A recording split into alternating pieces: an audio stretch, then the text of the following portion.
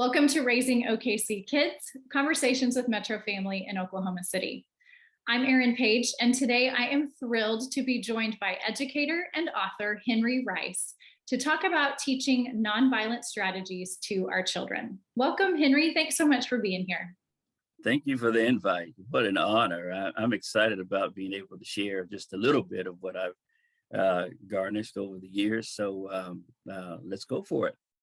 You have so much wisdom to share, and I'm really excited for the opportunity for our listeners to get to learn from you and me to get to learn from you more as well. But before we get started, I want to tell our listeners a little bit more about you and your background. Henry has worked in education for 30 years and currently serves as the music teacher for Putnam Heights Academy. Years ago, when he was working with students in in-school suspension in Texas, he began a process of first listening to students' experiences and feelings, and then teaching his students strategies of nonviolence, peace, and kindness. Those lessons made a big difference, not only in students' lives, but in their schoolwork as well. And Henry has been teaching these strategies ever since, in the classroom, through the YMCA, to churches and local organizations, impacting thousands of students throughout the years. He recently compiled those lessons into a new book called Hey TEENS Workbook, Teaching Everyone, Everywhere, Nonviolent Strategies. He and his wife, Norma, are the proud parents of 4 children, all now successful adults.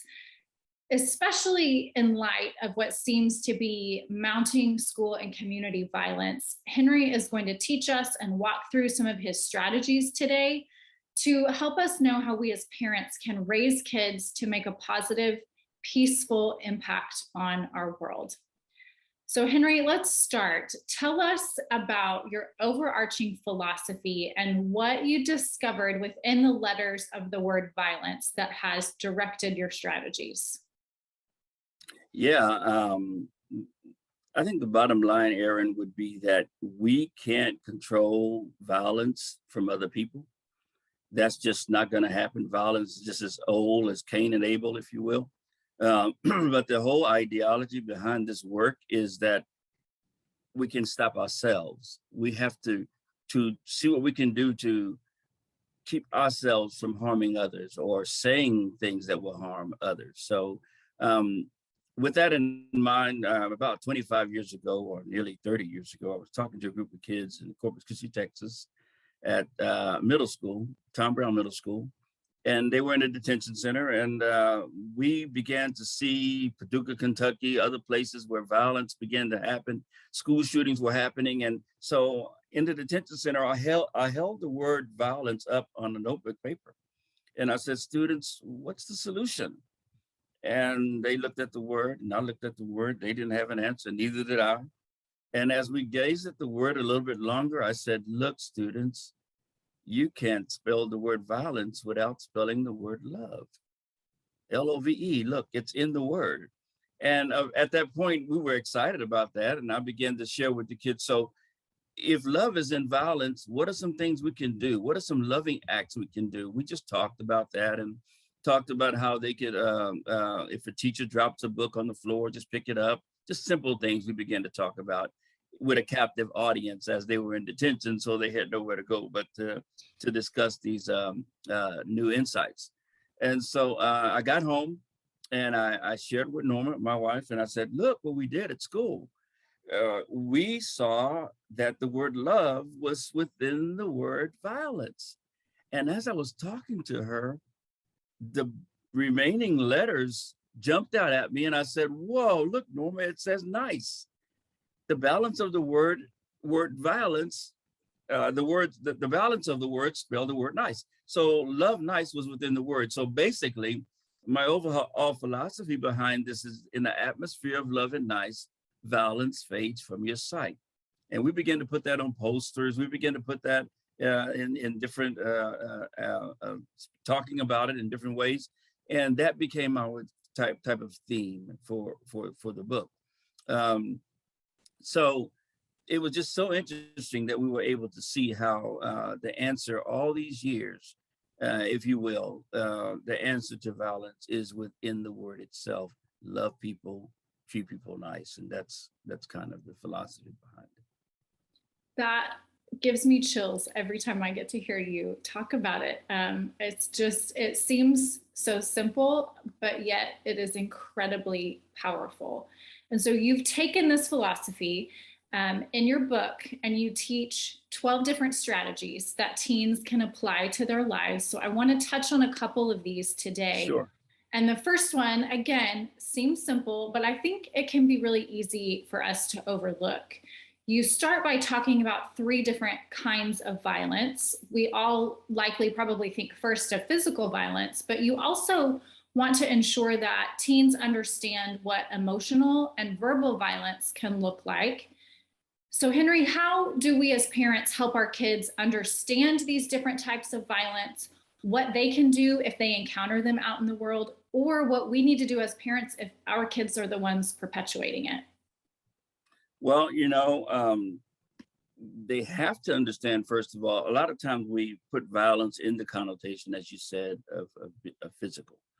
But if your child or if a student does harm to themselves, that's physical violence. If your child does something like bang their head against the wall, that's physical violence. If they pinch someone else, or if someone does something, a bully hits a kid on, all that's physical violence. But what if somebody don't say a word at all, but it's the way they look at you, or it's the way they ignore you, or, it's things like that, jealousy, envy, words like that are forms of violence that we don't normally think about. So if we start teaching our kids, the understanding of jealousy, envy, hatred, prejudice, all these are forms of violence that you're not even touching anybody. You know what I mean? I believe it was in Columbine, where the boys were of some sort. They were ridiculed, or things happened against them, and they retaliated against the school. If they were taught at home how to handle that, if they were taught at home how to deal with their expression of violence other than firearms, etc., maybe it would have been a different outcome. So yeah, you did say verbal, physical, and emotional. So I think if we start thinking that even our mouths can harm other people, if we start dealing with our children and saying, hey, watch what you say, what you're saying can be as harmful as hitting someone. People say words don't hurt, but in a real sense, you could say something that can make violence is any form, any force that cause harm to another person. So that force could be a physical force, an emotional force, or it could be a verbal force, yelling at someone, starting rumors. Someone can start rumors about someone that's not true. And I see this happens a lot on the school campus, and someone will go off and say, that's not true. And they're hurt and they're wounded. That is a form of violence. So I think if we can break down to our children, and then it can spill over to the classroom, to the school, the different forms of violence. Now there's even cyberbullying. There's even violence in the internet. Those type of areas. If we begin to explain all the different forms of violence, that might give, a student might say, or your child might say, wait, I didn't think I was a violent person. But after hearing that, I need to work on that, because, I do implement emotional violence. This person walks into the room and I look at them a certain way. I'm not knowing that brings harm to them, but it does. And so that's the idea behind, and that whole first chapter is understanding violence. So that's how we break that down, Erin.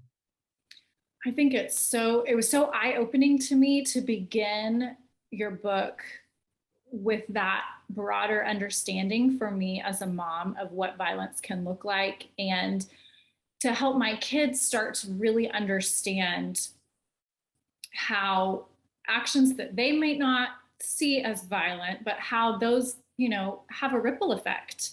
Yeah. And that their awareness and my awareness can make a huge difference in just kind of understanding what our actions mean to other people. So I love that. It was so pivotal for me as I started out your book, and so helpful. Um, so I want to talk to you about the three ABCs of love. Tell us more about what these are, and how does this principle help teens to have a nonviolent mindset themselves, and maybe even help reduce violence in the community as a whole? Well, when you start thinking about the word love, if you think about the ancient Greeks, they had like several different words for the word love. You know, they had a word for family, they had a word for friendship, they had a word for lust or desires, or for ice cream, or they had a word for even in a marital relationship, eros, which was just specifically, just think, in the Greek world, the only context for erotica or eros was in a marriage. So, you know, it brings a whole different understanding of teenage relationship and teenage love and etc. Although it's real, but the erotic part of it takes it to a different level. But there was yet another word. They had a word that was outside of all those other words. It was the word agape, and that word was unconditional. And that is the premise behind the ABCs of real love that's in the book. And the ABCs of real love is just, it sounds simple, as you said earlier. All of these principles, any principle, if it's not applied, it's going to fail. So if these principles are enacted, and this one I do even in my marriage, this one I do with my children, this one I do with my students. And the first one is avoid harmful words. That's A. Just don't say it. If you can get yourself to the point to where you just don't say it, you're driving on the highway, someone crosses you, you know, they cross you, or they try to sideswipe you, or try to speed in front of you, or blow the horn at you, just don't say it. Don't roll down the window, and just keep it to yourself. Someone is in a shopping center and someone cuts in front of you, step back, keep it to yourself. And I know it says, wait a minute, in this society, especially in this volatile society, the idea is you got me, I'm gonna get you. That retaliation, revenge. If you can just think, I'm reminded of a student who lost his life a few years ago because they waited at a McDonald's for a guy who honked the horn at him as they were waiting behind him. So they waited for him and chased him. And as they chased him, they hit a bank, and that kid died that night. Had he just left it alone, you know, and not yelled out of the window expletives to this guy saying what we're going to do to you, just avoid harmful words. The second one is be not offensive. Even in your house, if you tell your kids, hey, that offends mom, so, you know, don't do that. Or the kids think, oh, you know what, that loud music while mom is trying to sleep offends her, don't do it. Even in a classroom setting, it offends my teacher if I'm on my phone while she's trying to instruct, don't do it. Whatever, in a marriage, if it's leaving the top off the toothpaste, you know, leaving the toilet seat up, or, you know, whatever's offensive to someone, just don't do it. Be not offensive. That's the B. And then the C is a very difficult one, and we have to work on it, is choose to forgive. Oh, if we began to show our children at home, if you have more than one child in their relationships, to let things go that are menial. In my classroom, I use it in the sense of I overlook small annoyances. You know, if someone is fingers are going across the desk like that, and I'm teaching, and it's not really a rage thing for me, I'm not going to go. It's not going to send me to rage. It's a small annoyance, and I just, you know, if I can get through it. Some people can't, but if it's a small annoyance, you know, let it go. You know what I mean. Choose to forgive, and that's the C. Choose to forgive. Avoid harmful words. Be not offensive. Choose to forgive.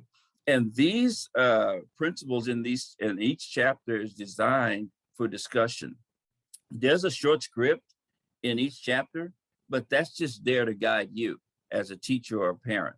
The whole point is that you would sit down with your child or your student, and you say, you know, what are some ways you can avoid saying something ugly to your sister? We don't talk about that because we're so inundated with other stuff. We don't just talk about principles of how can you avoid a harmful word?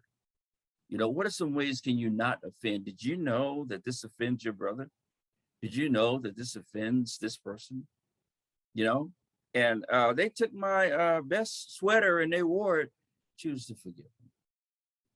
Just let it go. That's something that, in light of what's going on in society and the world, that's the better choice. So that's the idea behind the ABCs of real love. What I love so much about that is it really forces us to have the mentality of putting others first instead of ourselves. And Henry, the hard thing, as I'm listening to you talk, the hard thing is if we want to teach that or any of these principles to our kids, we have to model it for them as parents. And it's not easy, right? I mean, these can be hard things for us as adults to put into practice in our lives, but can be so compelling if we're kind of on this journey with our kids, trying to do it together. And that's why I have this in a form of a workbook, because there's a section in here for the instructor or parent, but then the second section are just blanks. And I found whether working at the Urban League or YMCA or in churches or schools, that students, when they're waiting to write something down, they're more engaged. If you have blanks there and you're going to tell them something, or write this down, and the blank is there, I found out that what's the next one? They're waiting for the next one. And so with your child at home, you have all these blanks here, and you can talk about that first one, avoid harmful words. Even before you write in, be not offensive and choose to forgive, you can stay on avoid harmful words. Hey, we're going to talk about this for a week, and then you as a parent or a teacher can find YouTube videos that deal with avoid. You can stretch this thing out so much. It just takes taking the time out to teach it. I love the section too in your book about teaching kids self-respect, which I feel like is so needed in our world today. I know kids right now struggle with self-esteem, with self-confidence, and it seems to be more problematic than ever before. So I love that you have included this. How do we help our kids reflect on and think about their level of self-respect for, as you put in your book, for their minds, bodies, and hearts? When you start thinking about, there was a commercial that I used to hear growing up that for the Negro College Fund that says, "A mind is a terrible thing to waste." When you start thinking about what we put into our mind and what you have to think, what are teenagers absorbing today? First of all, you have to understand the word respect.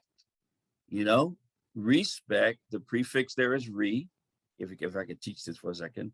The second, the base word is spect, where we get the word spectacles or glasses or to see. And so it's almost like to consider or to turn to see, if you will. Or if you call your son or your daughter and you say, "Johnny," and they say, "Yes, ma'am," that's respect, because they turn to consider that you were there. And you have to consider your body. You have to consider your mind. When you stop to think, what am I putting in my mind? I did a music analysis deal in my class with sixth graders, and I asked them a question about a song that they listened to. I told them, write down, how does this song affect you? You know what the sixth grader wrote down? He wrote, "I cuss."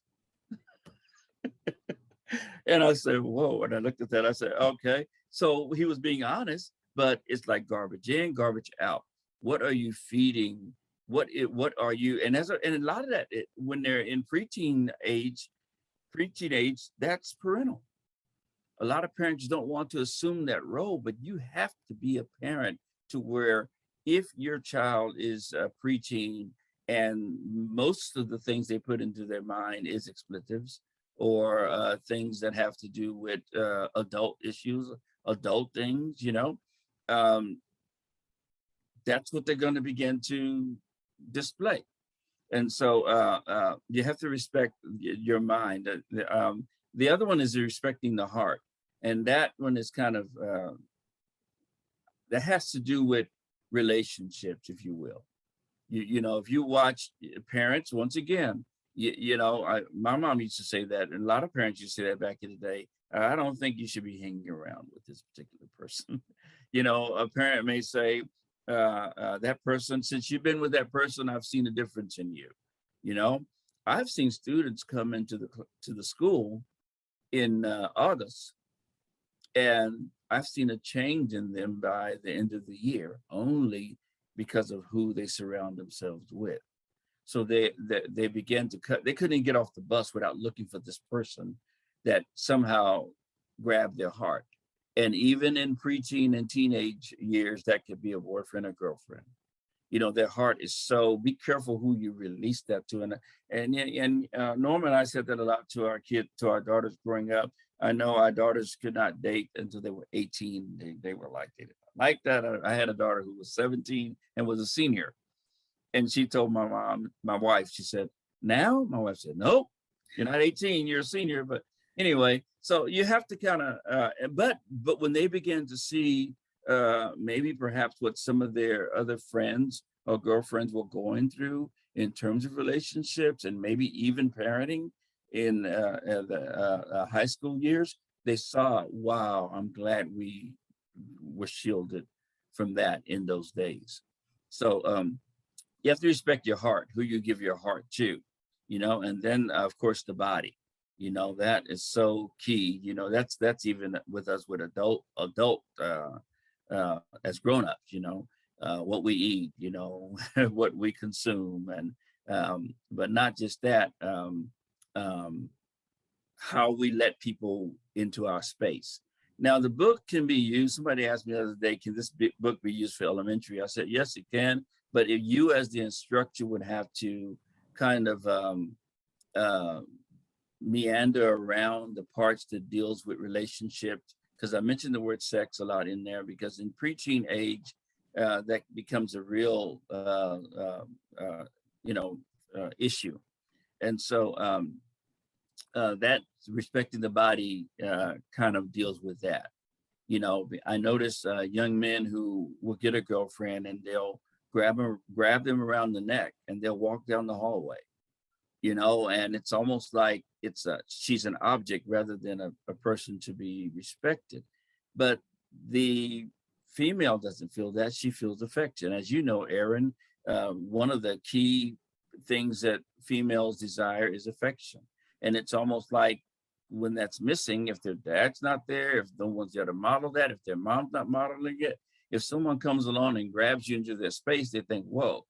But on the flip side of that, the guy has gone into that girl's physical space, which means not only is he caressing you or hugging you, but at the same time, he could hit you, or he could slap you, or he could, so you got to protect your body in that sense. So the key thing on that chapter, Aaron, is respect. Once you understand respect, then put it into the connotation of your body. Respect your mind, respect your heart, respect your body. And those are my thoughts. And as you can see, if you were teaching this, you would put your own thoughts and research into that. Like I said, this is a discussion book. So on that chapter, somebody can stay there for a month, just trying to explain to students or their child how you need to respect your thought processes and your body and your heart. So we have the duality here of helping our kids think about how they treat other people, how they react to other people, and then how they treat themselves too. And yep. Those are both such key parts in creating calmer, more peaceful, more non-violent world around them. So let's talk about developing peace. This one really jumped out to me because we could all use more peace in our homes, in the world. So how can families make use of your methods to cultivate peace starting in our own homes? Let me give you an acronym that would help. And it's in the book. There's so many different thoughts, and I can go from theological, religious standpoint, philosophical standpoint, but to be just practical, watch who you hang around with. That can be a reoccurring theme in this deal. positive, peaceful friends. If you can find positive, peaceful friends, and I know that's so hard for teenagers to do because peer pressure is very powerful. But you said it a moment ago, sometimes modeling that, if parents are surrounding themselves with positive, peaceful friends, then positive, peaceful friends of parents may have positive, peaceful children who will become friends to your children. And that could be a wave, a cycle going there. So that's the P, is to just chill. Try to find people around you that are not so volatile or chaotic, that in my mind, hanging around positive people is so key. The next one is early planning. And for teenagers, I'll tell them, get a journal, get a notebook, write poetry, do something to get your thoughts written down, or know when your exams are, in your journal, know when your tests are, know when certain things are supposed to happen, write them down. We since we've gotten these things, and even though there's a notebook in there, we don't write anymore, and I think early planning, thinking about, is there a saying that says those who don't plan to fail? Am I saying that right? I mean, I'm saying the quote right, but you got my point. Um, um, um, Planning is so key to having peace. And you may know that as a mom because you're saying, oh, I have to do meal prep, or I have to make sure lunches are together. I have to make sure things are doctor's appointments. So planning kind of slows you down and gives you a peace. The A is for ask questions. And if I could say anything about students nowadays, they've gotten into a world of their social media, IGs, and et cetera, to where they don't talk.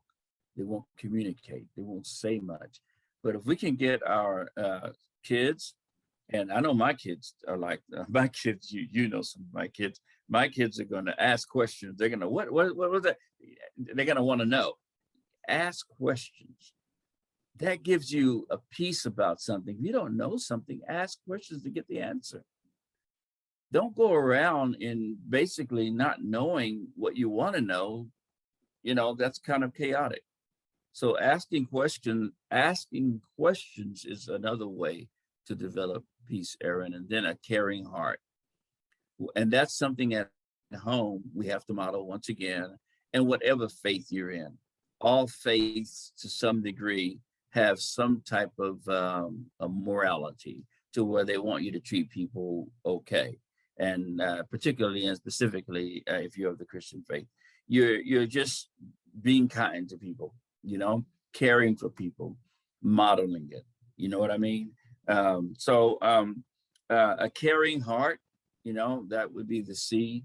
And then the last one for the E in the acronym for peace is to earn trust. Because you don't have to worry about looking behind your back. You don't have to worry about worrying who's going to come after you, or is mom going to get me for this? Is dad going to earn trust? Do things to where, so if your son say, Mom, I'm going to Jackie's house, and you say, sure, be back at 3 p.m. And they come back at 3 p.m., they've earned your trust. It's those students that I know we talk to, and we'll say their parents will tell them, come back at 3 p.m. and they come back at 2 a.m. And then they're upset. I was talking to a student this summer who was unable to use their phone at all.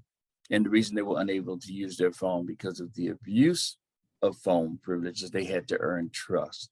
So that's, and however whatever that means to you or whoever is listening, earning trust is so key.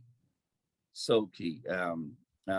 Even in a marriage, whatever relationship there might be, you have to earn trust. So someone don't have to second guess you or question, your motives. My type A heart loves a list and loves an acronym. So I can tell you, we're going to be talking about this at my dinner table. This is a perfect time of year to really have these conversations as a family as we're getting into the new school year with our kids, and practicing those strategies at home, and then kind of seeing how we can practice them at work, at school. So I know I'm going to be watching this back and going through your workbook so I can write those down for my family, because I can just envision how helpful that will be. When I said this, I'm sorry, when I said this 30 years ago, the initial writings had home, homie, and hoods to practice it at home with your homies and in the hood. And so those terminologies that kind of, some of those terms are not used much anymore. But you just said it, you know, those three areas is where we need to enact these principles of nonviolence. Yep, we have to start it at home. Your 12th and final strategy is about cultivating gratitude. So tell us more about how the effort, the practice of expressing gratitude works to help reduce violence. You know, everybody likes praise. Everybody likes to be encouraged. Everybody likes to be stroked, if you will. And then that's true. But what has happened, what I've seen over the years is that a lot of teenagers or preteens, if you will, um, they don't know how, or they lack the skill or the knowledge of how to say thank you or to be grateful. And that's why I have this as the last part of the book. And I actually have about 10 areas in here where the student can write a thank you note to someone who has recently done something favorable to them. And not only write it down, but call them or go to them and say, you know what, Grandma, you bought me a puppy, you know, when I was 5, but I never said thank you. I'm really grateful for what you did. You know, if that type of thinking would happen in schools, at home, we could change society. Because you know, gratitude. Even if a student, you know, or students, and we see this in a lot at the end of the year, or teacher appreciation, kids bring stuff to teachers. But for the most part, if it's just randomly, you know, thank you for being my teacher. I'm so grateful that you're there. Thank you for being my mom, you know, thank you for being my dad. I never said that, but if I were to reach for toilet paper and it wasn't there, it's because, you know, you didn't put it there. I'm so grateful that I have that because you put it there. I'm sorry to use that toilet paper, That's perfect. but we don't think about it. We don't think that, Right. you know, they're just, and so I think even if we start with our children and we start at home. Now, we're not going to change violence. We're not going to change a lot of the ways things are, but we can change ourselves in the sense that if we start teaching our children to say thank you, teaching our children to be grateful, teaching our children, just overwhelm them with that. Just overwhelm your home with gratitude, so that, and you mentioned Thanksgiving a moment ago. Have Thanksgiving every day of the week. Every day of the week, what are you thankful for? What can you be thankful for? Or your coach did this. Did you say thank you? You know, yeah, you did. And not even those words I'm using. I'm using the word thank you, but there could be other ways you could show gratitude. So that's why that's the last section in the book, because the conclusion is it can come full circle if people, particularly students, learn to be grateful. That shifting of the mentality, even if it feels small, even if it's just in our homes.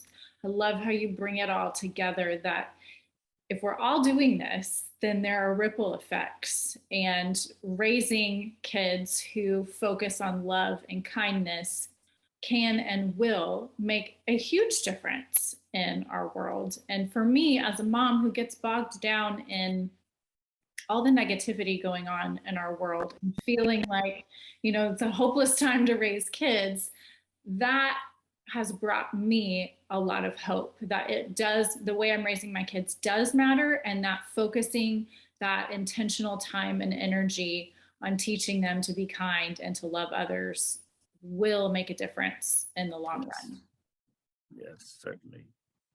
Um, on another difficult note, at the very beginning of your book, there's the long, sobering list detailing a history of teenage acts of violence. So, how do we talk to our kids about school shootings, about other acts of violence in a way that is honest and informative, but also helps them, gives them some of that hope, helps them see how they can be part of the solution?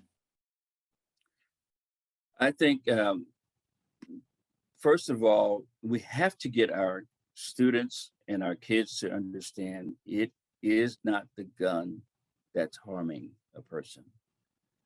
It's just an inanimate object. You have to get them. And so that's why it goes back to um, um, getting them to understand how can they stop themselves from even thinking about doing something. Help training your child. What's another way? What's a assertive way rather than an aggressive way of handling this? You know, this acronym is not in this book, but it will perhaps be in another edition, and it's for anger. I see anger as a nice gift everyone receives. You see the ANGER. I don't know if you see that, but and it's a gift because it comes to you and it lets you know something's happening, but it's how you respond to it.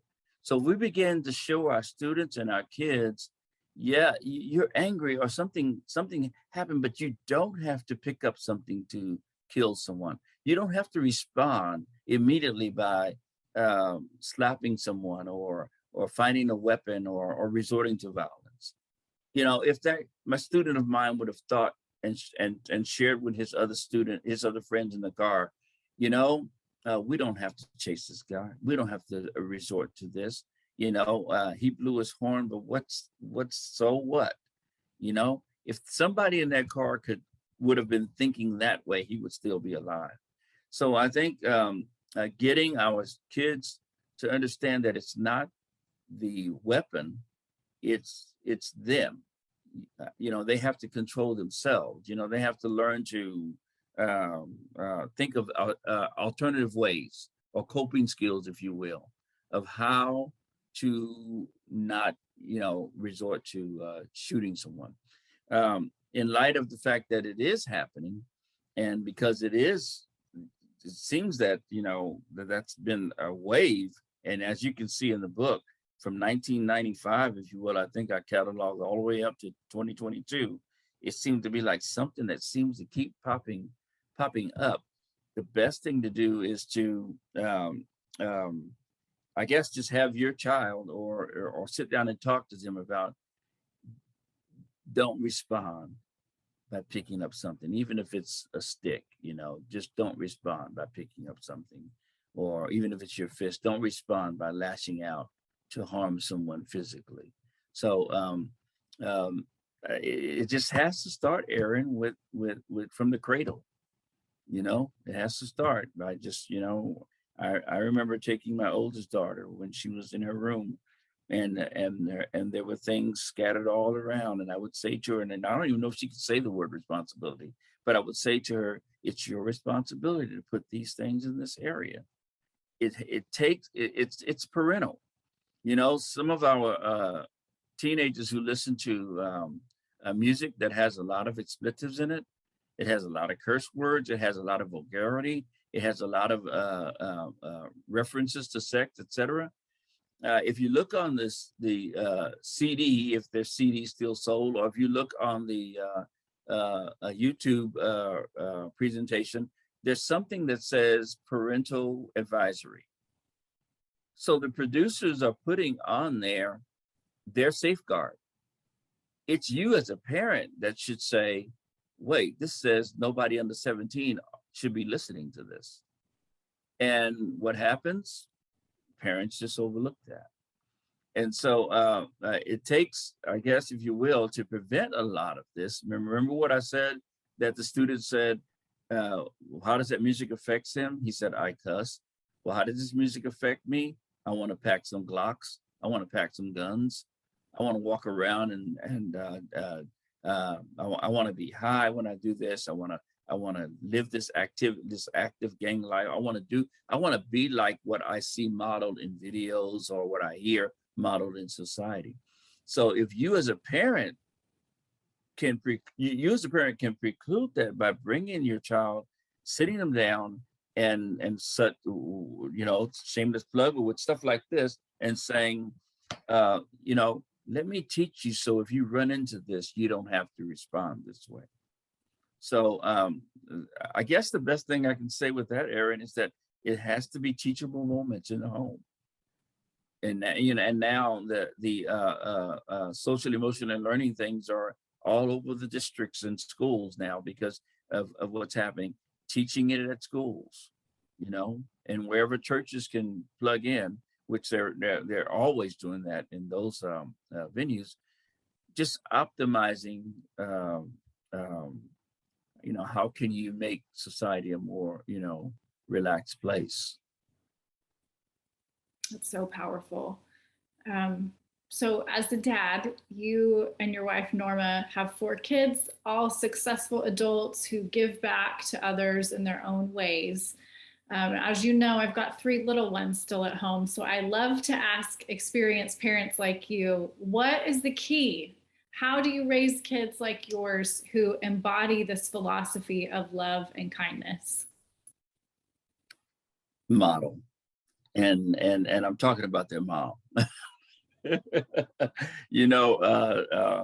have an incredible wife who knows no enemy and has not a hateful bone in her body. And it's just, there's a reason why the grandkids just bypass their parents now and they're connected to Nomi, is what they call her. I think having her as a mom and modeling it and having myself, we've been teaching these, like, this is just, my son-in-law asked me a few weeks ago when this book was published, he said, how long have you had this material? And I was like, I've had this material since his wife, my daughter, was a baby, and they grew up hearing this. These things are not just something I just threw in a book. These things, they are actually just the whole concept of how the Rices think. And I think a lot of that comes into play with them as adults now. I watch my son in the area where he works. He's just so respected and revered. I watch my daughters, and you've seen my daughters. I think you've had one of my daughters in some of your publications. And I think it's just so great to see that and know that it's because we tried, for the most part, to have a great foundation of love and kindness in the home. And if your house doesn't have that now, that doesn't mean that can't start. You have to be willing to just say, you know what, this isn't working. It didn't work for my mom. It didn't work for my dad. You know how many students I have who say, my mom is locked up and my grandmother was locked up. So it becomes a pattern. And so why not start a pattern of kind of like what Norma and I tried to do? Our kids are by no means perfect, and if you met them, they're not perfect, but they do know how to love people and treat people nice, and I think that opens doors for them is in the way they treat people. It's kind of like you reap what you sow. It comes back to them.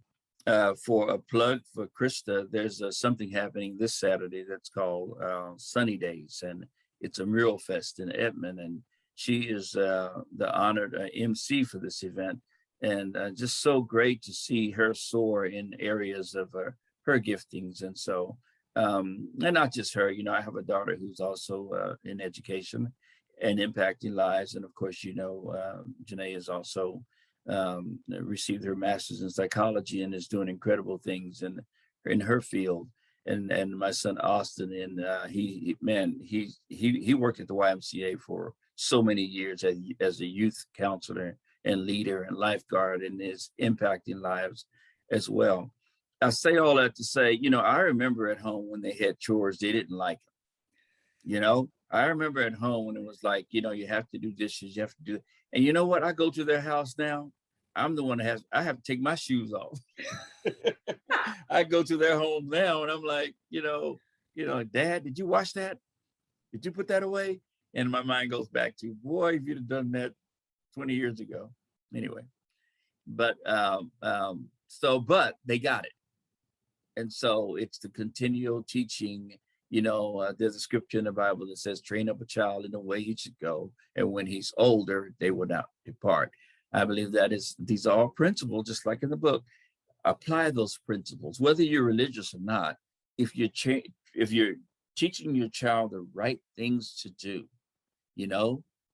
those seeds are being sown, and they'll sprout at some point. And I thank God that Norma and I are able to see some of the fruit of that today.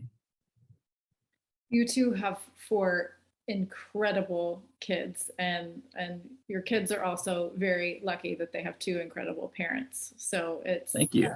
Gives me, again, a lot of hope as a mom that the hard work I'm putting in now will pay off in the long run. And it's so encouraging to me when you say, it's not like you and Norma are perfect parents. You don't have perfect kids. And so it's okay for the rest of us to not be perfect too. And even when we mess up as parents or we fail in some ways, that we just have to keep going and do our best. Yes. Yeah. So Henry, as we wrap up today, whether it's in your home, your work, or out in the community, what is giving you hope right now? I think the last thing we just talked about, to know that I know 4 people who over the next 50 years or so can make a difference in the earth, and that same philosophy in the classroom. I've been in the classroom around students since '88, which means some students now that I had are in their 40s. And it's just crazy to be approached by grown adults now who tap you on the shoulder and say, "You, Mr. Rice?" Yeah, thanks for the discipline. And it's particularly when I'm thinking, boy, they wouldn't have, I wish they'd have said that 30 years ago, but the seeds are being sown. And so what gives me hope, I guess, now on this end, for parents and for teachers, keep sowing seeds. Keep teaching. Keep continue. You won't see it now, but I've been part of schools and churches that were built from the ground up, and there are trees that are planted in front of those buildings.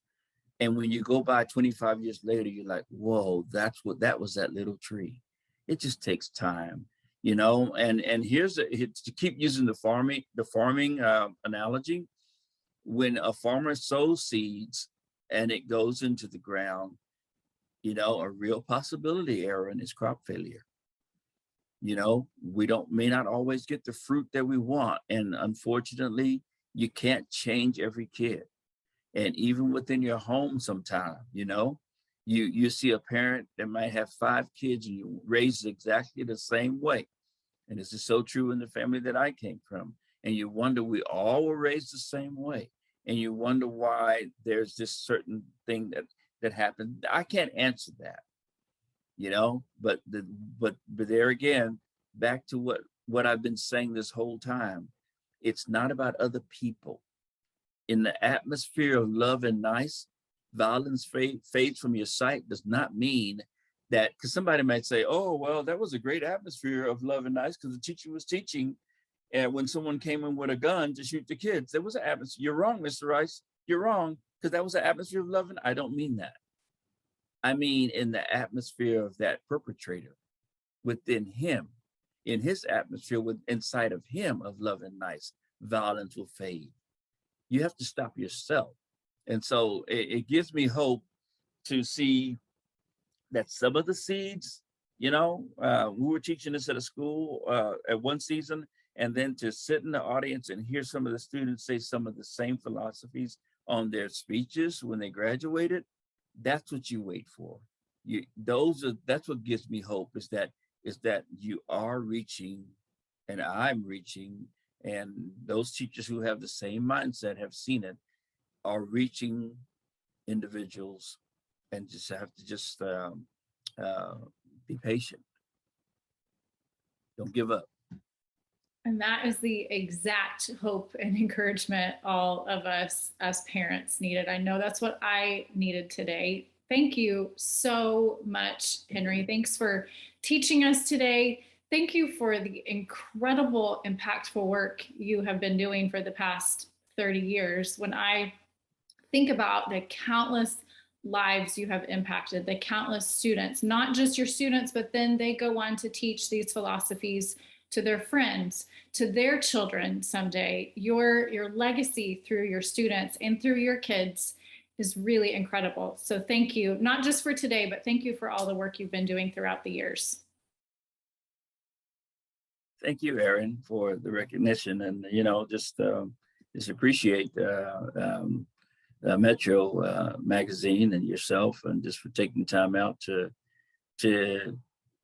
listen to this fellow.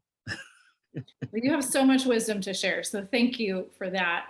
And for our listeners, Henry's book, Hey Teens Workbook, Teaching Everyone Everywhere, Nonviolent Strategies, is available on Amazon or through the Love Nice Institute at lovenicehr.com, where you can also learn more about Henry and send him an inquiry if your youth organization is interested in having him come teach these principles.